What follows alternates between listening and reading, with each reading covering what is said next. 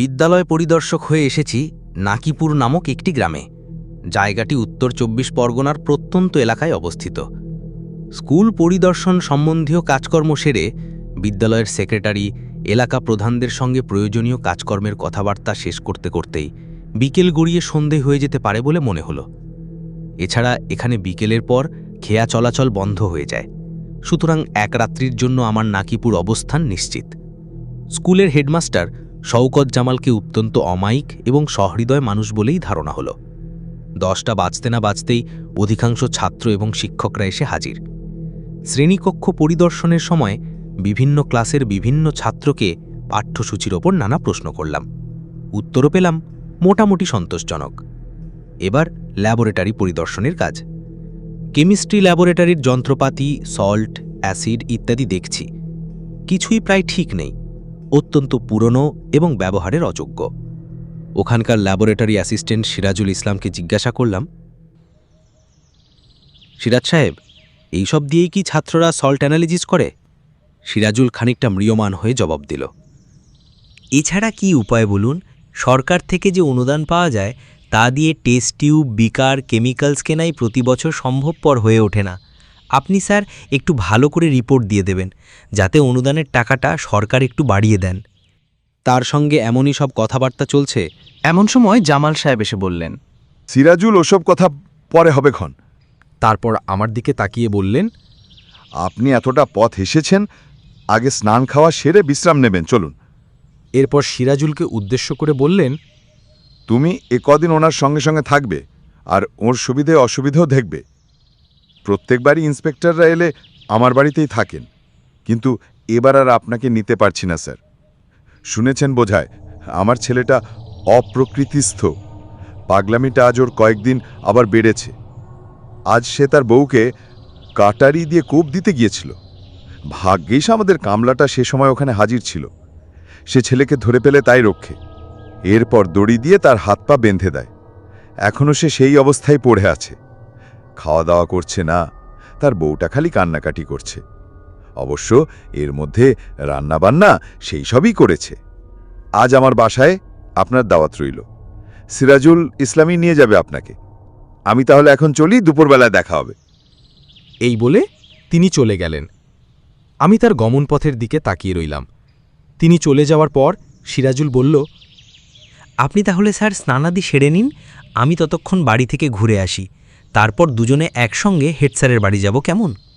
আমি মাখানেরে সম্মতি জানালাম।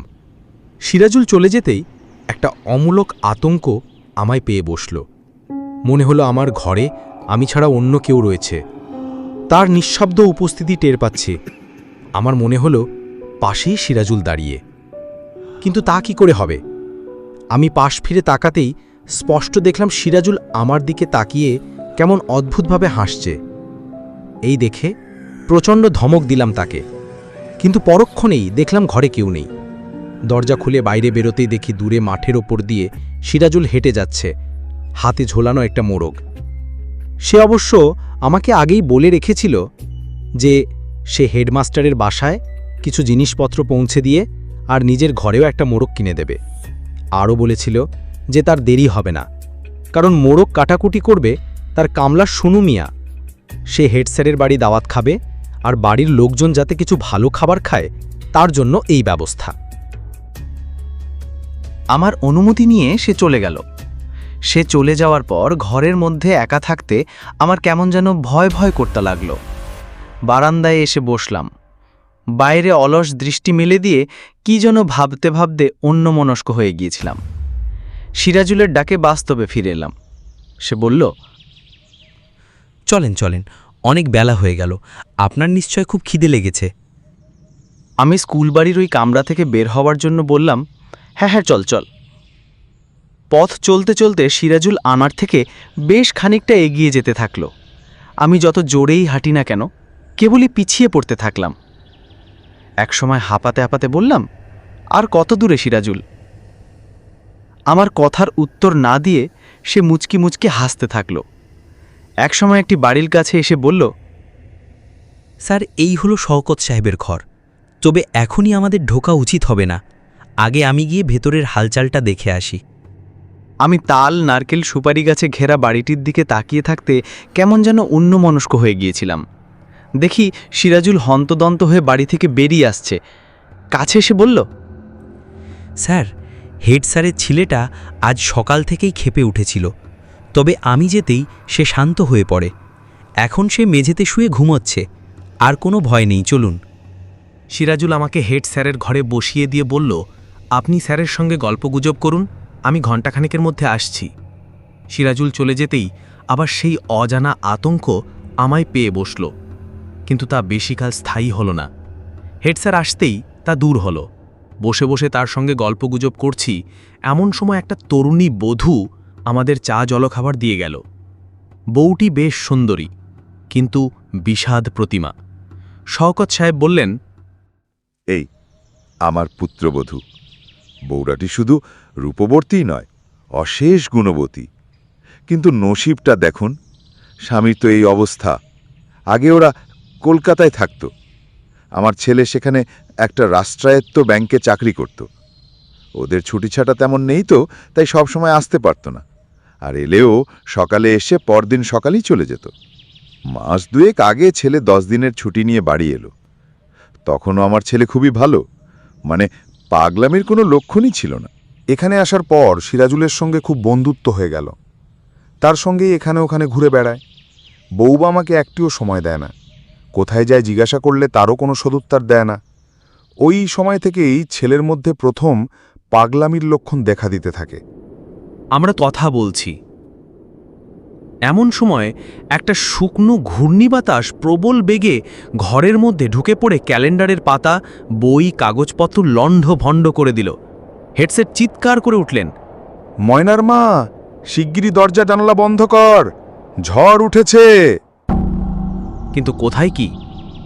জানলা দিয়ে তাকিয়ে দেখলাম বাইরের রোদে হাওয়া আশ্বিনের মাঠ, আর ঘরের মধ্যে দণ্ডায়মান সিরাজুল।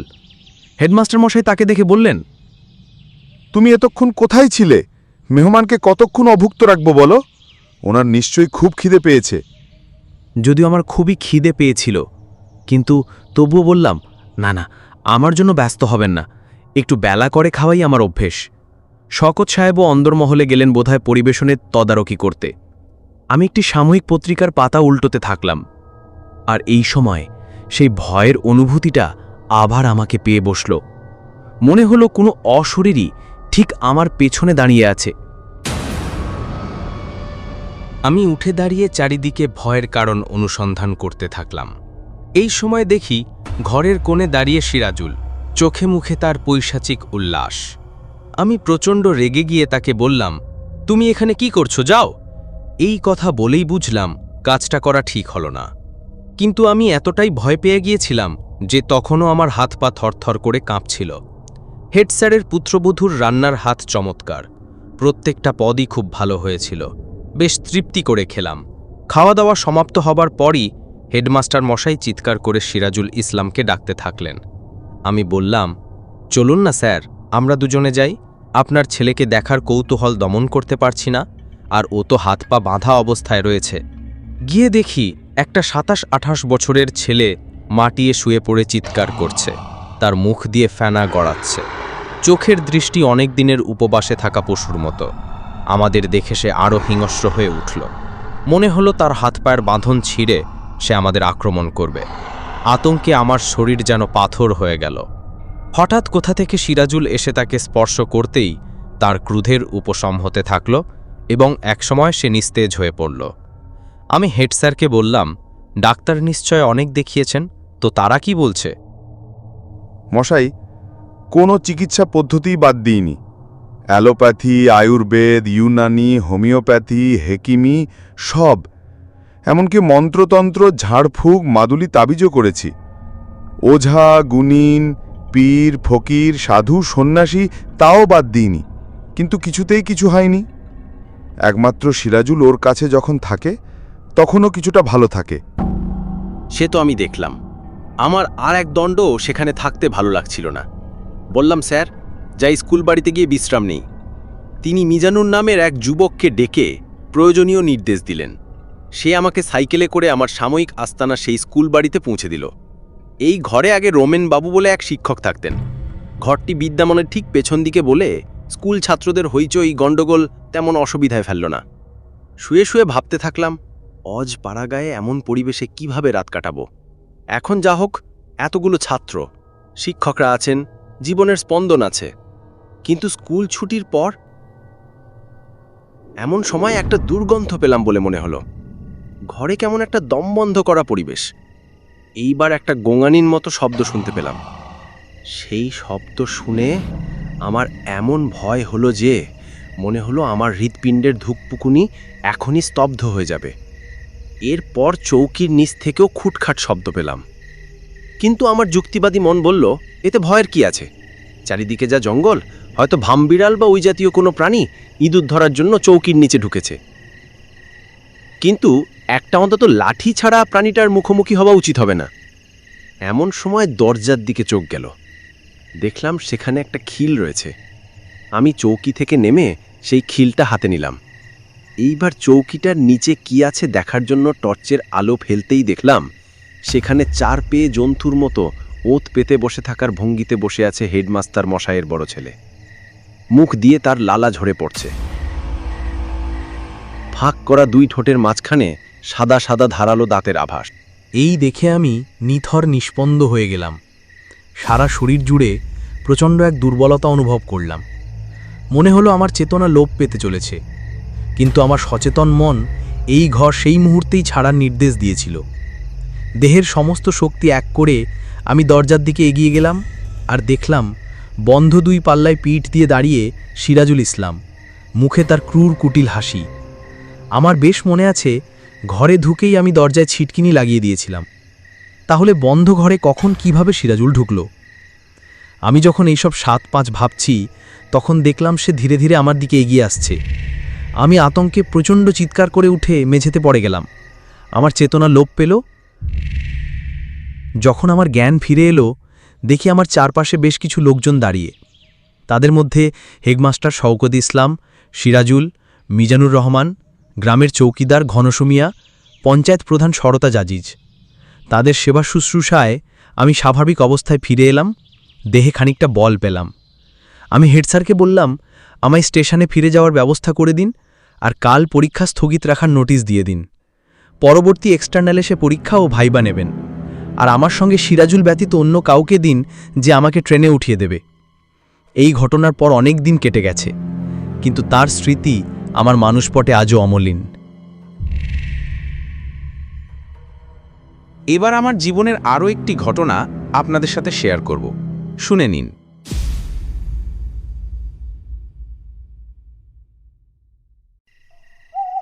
রাতের অন্ধকার, চারিদিকে ঝিঁঝিয়ে পোকা আর শেয়ালের শব্দ ছাড়া কোনো আওয়াজ আসছে না। একটি মোমবাতি ঘিরে 4 জন বসে আছে। এখানে চলছে প্ল্যানচেট, অর্থাৎ মৃত মানুষের আত্মাকে ডাকা হচ্ছে। কিন্তু হঠাৎ ঘটে গেল অঘটন। ডাক্তার সিকদার চেঁচিয়ে উঠলেন, মা, এ হতে পারে না, এ হতে পারে না।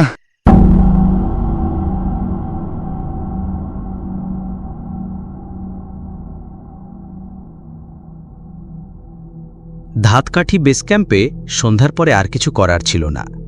4-5 দিনের কাজ নিয়ে এসেছি।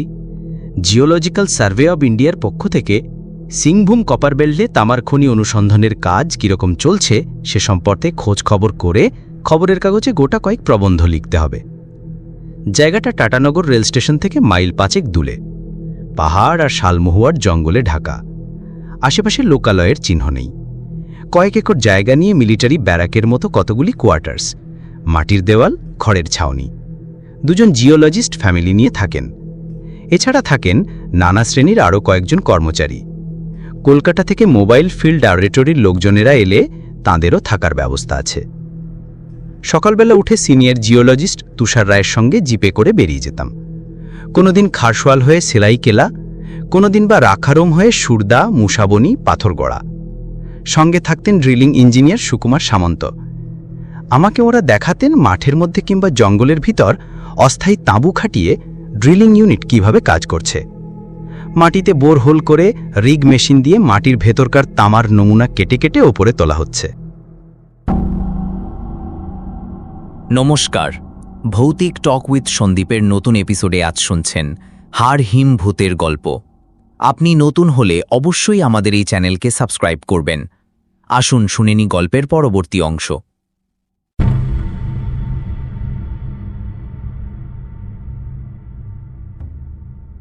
তুষারবাবু আর সুকুমারবাবু দুজনেই খুব জমাটি লোক, বয়সেও তরুণ।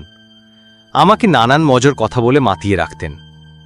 সুকুমারবাবু বলতেন, কি করব মশাই, আপনাদের মতো অমন কলম নেই, থাকলে কত রোমাঞ্চকর কাহিনী লিখতে পারতাম। এতদিনে 10-12খানা বই হয়ে যেত। আমি বললাম, আচ্ছা সুকুমারবাবু, আপনার তো এত অভিজ্ঞতা, বনে জঙ্গলে ঘোরেন, কোনোদিন ভূত দেখেছেন? সুকুমারবাবু এই প্রশ্নের জন্য ঠিক তৈরি ছিলেন না। বললেন, ভূত? না মশাই, ভূত সম্পর্কে কোনোদিন কিছু ভাবিনি। আমার নিজের কোনো অভিজ্ঞতা নেই। তবে তুষারবাবু হয়তো এ বিষয়ে আপনাকে কিছু আলোকপাত করতে পারবেন, কারণ তুষারবাবু একটু আটটু প্রেতচর্চা করে থাকেন।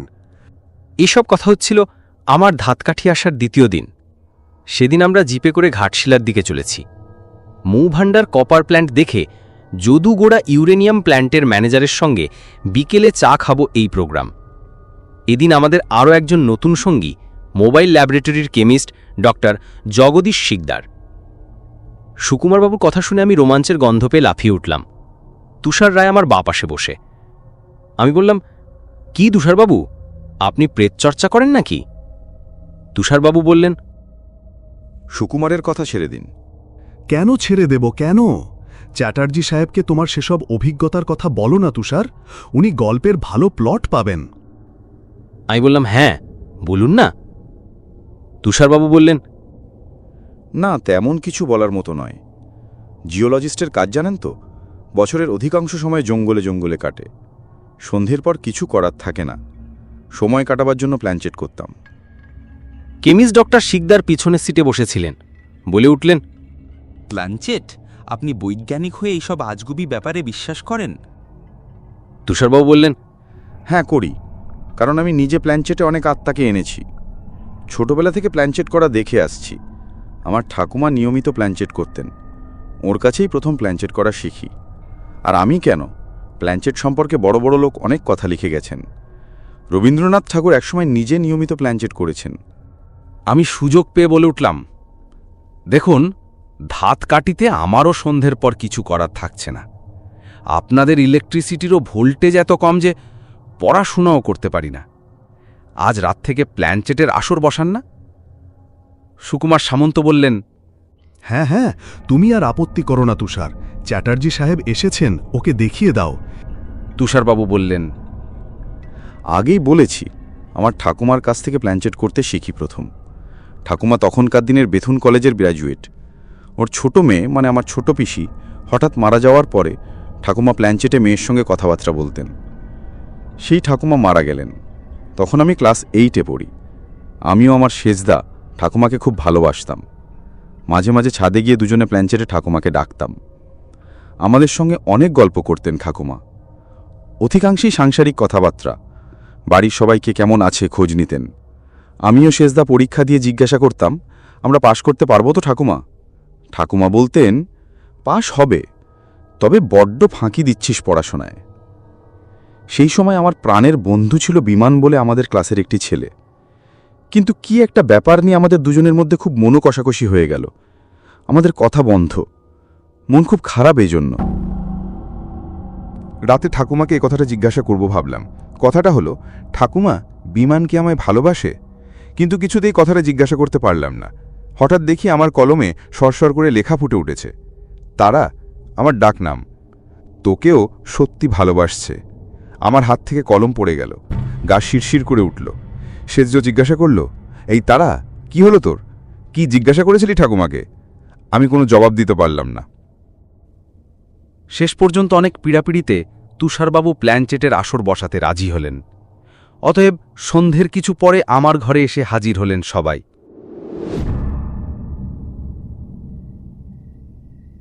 তুষারবাবু, সামন্ত আর ডক্টর শিকদার। ইলেকট্রিক আলো নিভিয়ে দেওয়া হলো, শুধু একটি হ্যারিকেন জ্বালা রইল। আমার পড়ার টেবিলটা ঘরের মাঝখানে রেখে তার চারপাশে 4 জন। তুষারবাবু বললেন, আমার পদ্ধতিটা একটু ভিন্ন রকমের। ঠাকুরনাম আমায় বলতেন যাকে তাকে প্ল্যানচেটের মিডিয়াম করা চলবে না, কতগুলো লক্ষণ দেখে মিডিয়াম নির্বাচন করতে হয়। সে লক্ষণগুলো আমি এখানে বলতে চাই না, তবে চ্যাটার্জি সাহেবকে দেখে মনে হচ্ছে উনি একজন আদর্শ মিডিয়াম। আপনাকে অনুরোধ করছি, আপনি পেন্সিলটা আলতো করে কাগজের ওপর ধরে মনে মনে কোনো আত্মার কথা চিন্তা করুন। আমি বললাম, না মশাই, ও সব আমি পারব না। আপনি নিজে মিডিয়াম হন, আমরা বরং দেখি। তুষারবাবু বললেন, ভয় পাচ্ছেন? আমি বললাম, একটু একটু। তাহলে আপনাকে দিয়ে হবে না। মিডিয়াম ভয় পেলে আত্মারা আসতে চাইবেন না। তাহলে আমি মিডিয়াম হচ্ছি। শুনুন, আপনারা কোনো কথা বলবেন না, আর পরস্পরকে ছুঁয়ে থাকবেন। তাই হলো। একটু একটু করে আলো নিস্তেজ হয়ে এলো, সাদা দেওয়ালে আমাদের ছায়াগুলো পড়ল।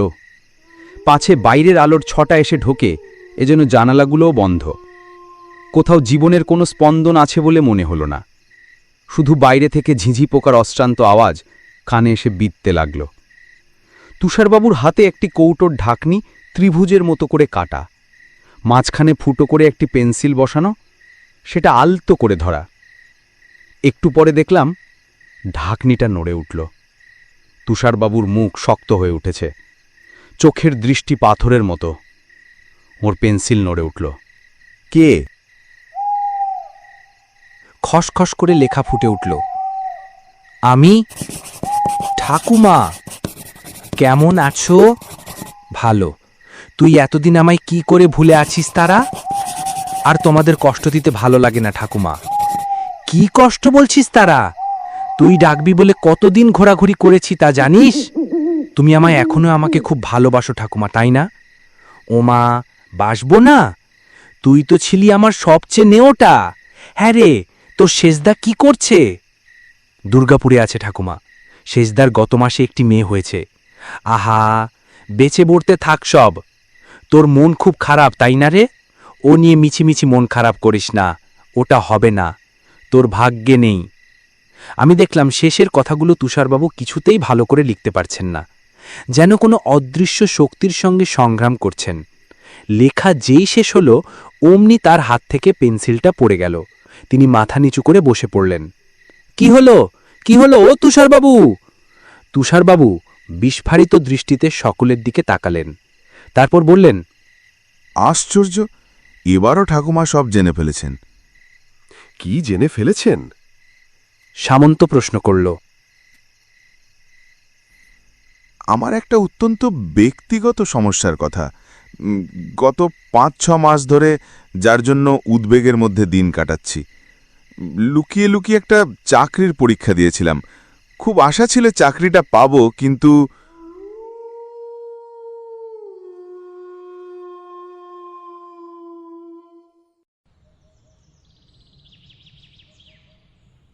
পরের দিন আবার দিনের বেলাটা কাটল জঙ্গলে জঙ্গলে। ডক্টর শিকদার এদিন আমাদের সঙ্গে ছিলেন না, ল্যাবরেটরি টেস্টের জন্য ব্যস্ত ছিলেন। সকালবেলা তার সঙ্গে দেখা হলো। আমি বললাম, প্ল্যানচেট বিশ্বাস করেন না তো? দেখলেন কাল কি আশ্চর্য ঘটনা ঘটে গেল? ডক্টর শিকদার বললেন, আপনিও যেমন, ওইসবে আপনি এখনো বিশ্বাস করেন? আমি একটু রেগে বললাম, তাহলে কাল রাতে যা দেখলাম আপনি বলতে চান সব বুঝরু কি? না, বুজরুকি নাও হতে পারে, তবে হ্যালোসিনেশন।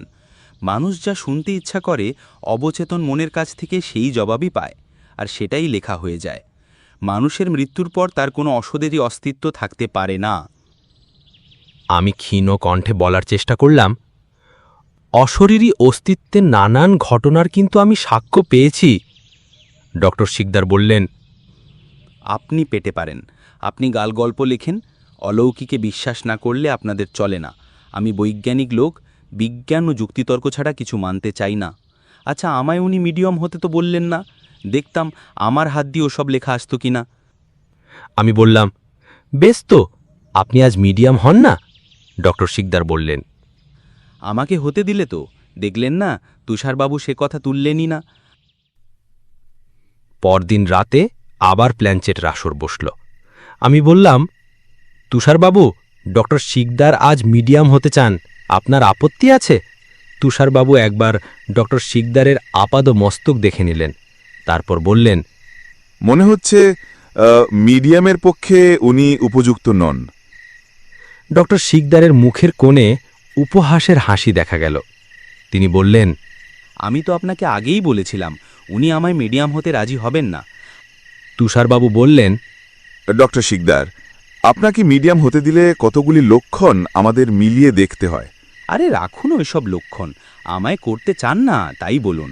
বেশ, আপনাকে করতে পারি, কিন্তু কোনো কিছু হলে আমাকে দায়ী করবেন না। কোনো কিছু মানে? এই ধরুন কোনো বিপদ টিপদ হলে। ডক্টর শিকদার তাচ্ছিল্যের হাসি হাসলেন। হ্যাঁ, ডক্টর শিকদারকেই মিডিয়াম করা হলো। তিনি প্ল্যানচেটের চাকতিশুদ্ধ পেন্সিলটা হাতে করে বসে রইলেন। তুষারবাবু ওর চোখের দিকে বেশ কিছুক্ষণ অপলক দৃষ্টিতে তাকিয়ে কি যেন বিড়বিড় করে বললেন। তারপর বললেন, ডক্টর শিকদার, আপনার খুশি মতো কোনো আত্মার কথা চিন্তা করুন, অনেকক্ষণ ধরে চিন্তা করুন। ডক্টর শিকদার চোখ বুজলেন। আবার কিছুক্ষণ পর চোখ খুললেন। বেশ দেখতে পেলাম তার মুখে ছবি পাল্টে যাচ্ছে। তিনি ক্রমশ ধ্যানগম্ভীর এক মাটির স্ট্যাচুতে পরিণত হলেন। তারপর তার সর্বশরীর একটা ঝাঁকুনি দিয়ে নড়ে উঠল। তিনি বলে উঠলেন, কে? আমি তোমার মা। কাগজে লেখা ফুটে উঠতে লাগল। ডক্টর শিকদারের পেন্সিল চলছে খসখস করে। তুমি কোথা থেকে এলে? কলকাতা থেকে। কলকাতার খবর কি? সব ভালো। বৌমা খুব কান্নাকাটি করছে দেখে এলাম। কেন কেন? অস্ফুট স্বরে প্রশ্ন করলেন ডক্টর শিকদার। পেন্সিলটা কি যেন লিখতে গেল, কিন্তু লিখতে পারল না। একটু নড়ে স্থির হয়ে গেল। ডক্টর শিকদার আবার ডাকলেন, মা মা। আবার লেখা ফুটে উঠল। আসতে খুব কষ্ট হয়েছে? কষ্ট কেন? হবে না, কম দূর পথ নাকি? তুমি কি করে এলে? যেভাবে সবাই আসে। তুই ডাকলি, না এসে থাকতে পারলাম না। কিন্তু বৌমা কাঁদছে কেন? কোনো উত্তর পাওয়া গেল না। ডক্টর শিকদার আবার জিজ্ঞাসা করলেন, মা মা, বৌমা কাঁদছে কেন? হঠাৎ একটা দমকা বাতাস এসে বাইরের জানালাটা খুলে দিয়ে গেল।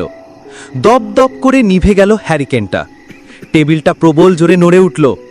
আমরা চমকে উঠলাম। শুনলাম অন্ধকারের মধ্যে ডক্টর শিকদার চেঁচাচ্ছেন, সব বোগাস, সব বোগাস। আমাকে সম্মোহিত করে আমার হাত দিয়ে মনোমতো উত্তর লিখে নেওয়ার চেষ্টা হচ্ছিল। কিন্তু এই প্ল্যানচেট যে কত বড় বোগাস তার বড় প্রমাণ আমার মা জীবিত। তিনি সুস্থ সমর্থ। গত পরশু আমি কলকাতা ছেড়েছি। পরশু পর্যন্ত জানি তিনি সুস্থ স্বাভাবিক ছিলেন। তুষারবাবু বললেন, তাহলে আপনি জীবিত মানুষকে কেন স্মরণ করলেন ডক্টর শিকদার? ডক্টর শিকদার বললেন, আপনাদের এই প্ল্যানচেট যে কত বড় বোগাস তা প্রমাণ করার জন্য। কিন্তু আপনি জানেন না কি সর্বনাশ আপনি করেছেন। আপনাকে এই জন্যই আমি মিডিয়াম করতে চাইনি। স্পিরিট আপনার ক্ষতি করতে পারে। পারে কি করেছেও হয়তো ডক্টর শিকদার। তুষারবাবু গম্ভীর মুখে বললেন। ডক্টর শিকদার এবার যেন সম্বিত ফিরে পেলেন। বললেন, কি বলছেন আপনি? যা বলছি ঠিকই বলছি ডক্টর শিকদার। ঘণ্টা দুয়েক পর ঘটল ঘটনাটা, এবং যা ঘটল তা আমি কোনোদিনই ভুলব না, ভুলতে পারবো না। আজও সে রাতের সে পরিস্থিতির কথা মনে করলে আমার গায়ে কাটা দিয়ে ওঠে। রাত তখন 10টা। আমি খেয়ে ঢেয়ে সবে শুতে যাব।